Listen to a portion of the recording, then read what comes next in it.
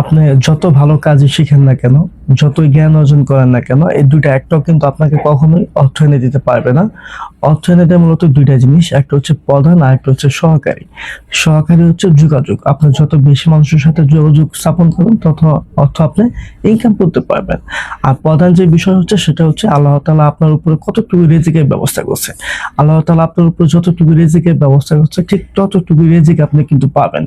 তবে এখানে একটা কিন্তু আছে। আপনার মনে প্রশ্ন আসতে পারে, তাহলে কি আমার ইনকাম, আমার অর্থ আমি বাড়াতে পারবো না? হ্যাঁ, অবশ্যই পারবেন। সেটা হচ্ছে আপনি বেশি বেশি মানুষের সাথে যোগাযোগ স্থাপন করেন, প্লাস আল্লাহ তাআলার কাছে বেশি বেশি চান, যাতে আল্লাহ তাআলা আপনাকে আরো বেশি রিজিক দান করে।